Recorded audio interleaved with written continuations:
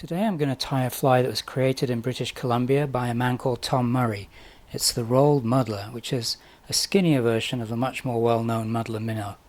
There are many variants, but they all have a tinsel body, and a wing and a tail of mallard flank that are rolled between the fingers, and a sparse head and collar of deer hair. And it's tied to allow the red thread to show through on the underside. And they can be tied with or without a bead depending on how you want it to work in the water column. So the hook I'm using is a Tiemco model 9394, and I usually tie this pattern on size 8. I'm making this one size 6 just so it's easy to see what I'm doing, and the bead I've got is gold brass in 4mm. So this fly is widely fished in Canadian rivers for migratory salmon, but its original use was for sea-run cuts along saltwater beaches, and it's one of the more effective baitfish patterns for the beach. I'm using Vivas 6.0 in red. It needs to be a strongish thread in order to get the deer hair to spin, and I'm going to start simply by making a base of thread from right behind the eye all the way down to the start of the bend of the hook.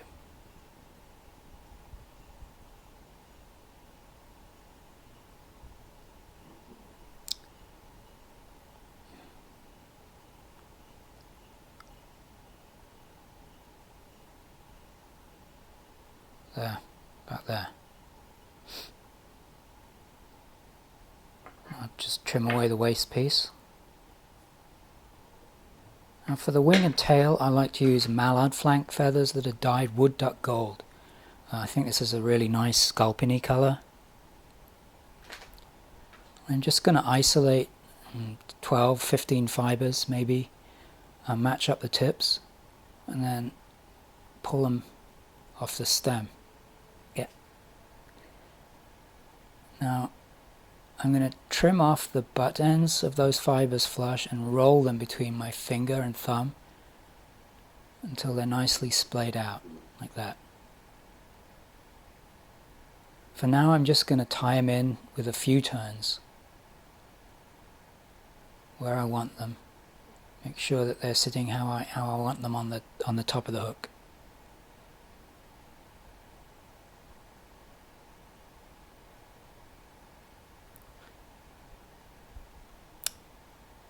That'll do. So to make the rib, I use a fine copper wire.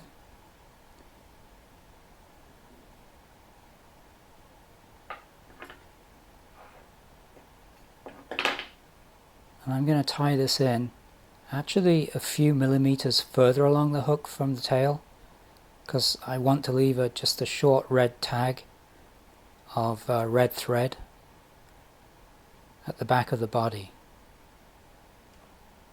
Now I'll lash the wire and the tail fibers together along the hook, and at this stage it doesn't have to be touching turns. Just going to try and keep it even, and you'll see that I'm going to end up leaving about 2 bead widths clear at the front of the hook, and that's where I'm going to be tying in the wing materials and the spun deer hair head. So for the body, I'm going to use a flat gold tinsel in a medium size. I'll just cut off a length of that. So I'll tie in the tinsel silver side up because I want the gold side to show. I'm going to tie along the top of the materials that I just tied in, and this time as I'm tying I'm going to try and aim for touching turns of thread. Now I'm going to stop tying right above the tie-in point for the wire. There. And then return the thread to the start of the body. Now I'll wrap the tinsel in spiral turns, trying to butt the edges together as I go. A lot of tyers will use super glue instead of a rib to add durability, and that will work just fine. I just like the look of the rib.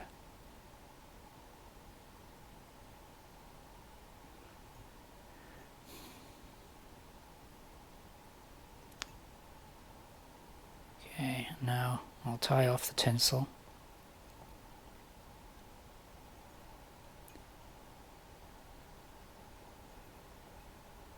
Make several turns.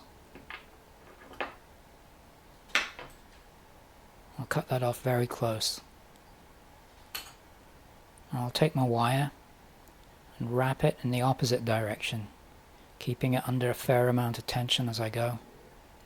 I do really like the look of a copper wire against gold. I don't know if the fish care very much either way, but I like it. Alright, now that gets tied off as well.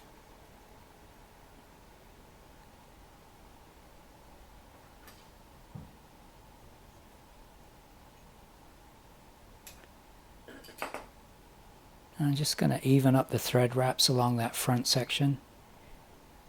Try and get the diameter a little more like the body of the fly. Make sure everything looks neat. That's looking good. Now I'm going to make the wing in pretty much the same way as the tail, rolling about 2 or 3 times as many fibers as the tail. Roll it.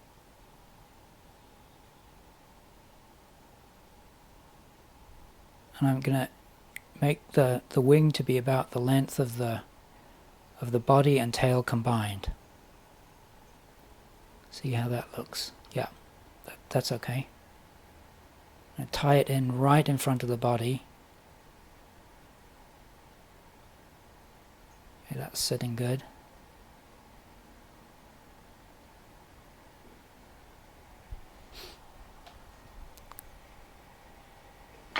And I'll carefully trim away the excess from the front.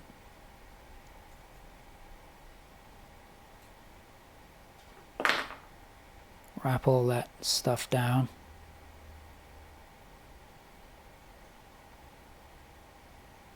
Now, I like to add some flash on top of the wing. And I'm going to use gold crystal flash to match the overall, gold color profile of the fly. So I'll pick a single strand and then cut that in half, and then wrap the 2 pieces around the front of the tying thread, and then bring them round to the top of the shank and tie them in. And you need to keep light tension on the flash, or the strands will tend to kink away out of position. That's good. There they are. And I'll cut those to the length of the wing, like so. Okay, now for the tricky part.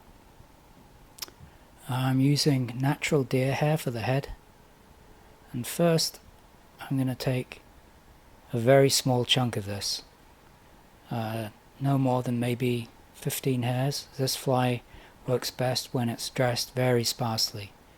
So I'll pull out all the underfur and fluff, and then get rid of any short or broken tips, like so. I'm going to place these in my little hair stacker, tips down, to even up the ends. Just give that a few taps. Now I'll cut off the butt ends of that clump so that they're all even. Yep.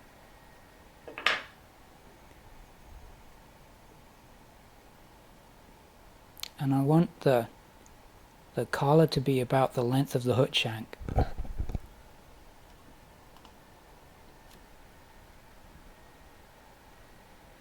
I don't want these hairs to spin, so I'm going to pinch them down tightly as I tie them in onto the hook.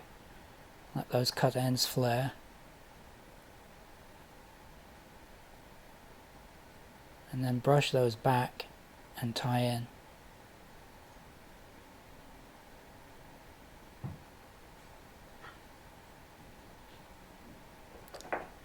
Now I'm going to prepare a much thicker clump of hair, and this one I'm going to cut off at both ends, so no hair tips at all. There it is. And this clump I'm going to spin, so 2 loose turns and then let go and tighten up.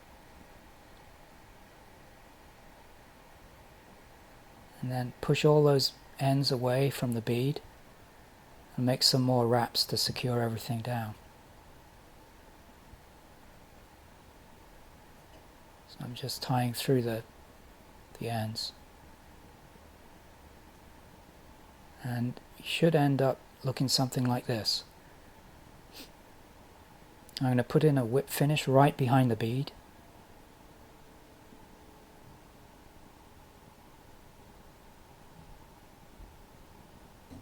And cut my thread.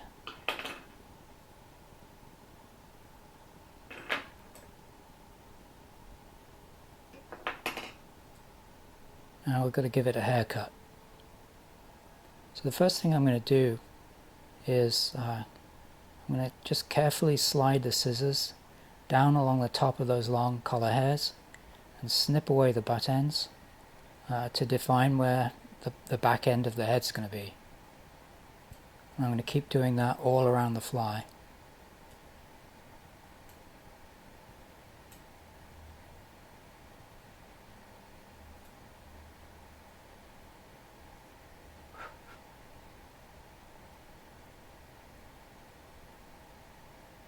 Just those last few off there.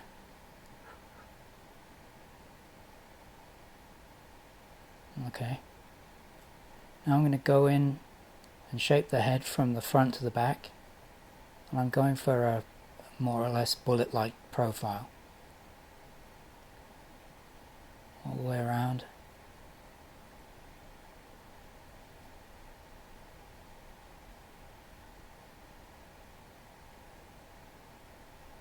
That's it. Now, on the underside, I'm going to cut so it's almost flush.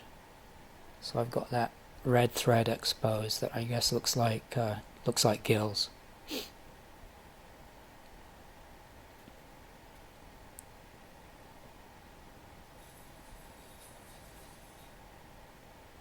Now I'm just going to do a final tidy up, getting rid of any stray ends that I find.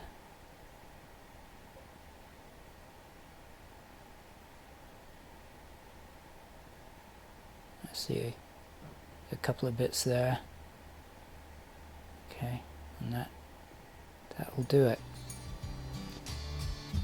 So I hope you enjoyed the video. Please let me know in the comments if you try this, give it a try. Let me know how you get on.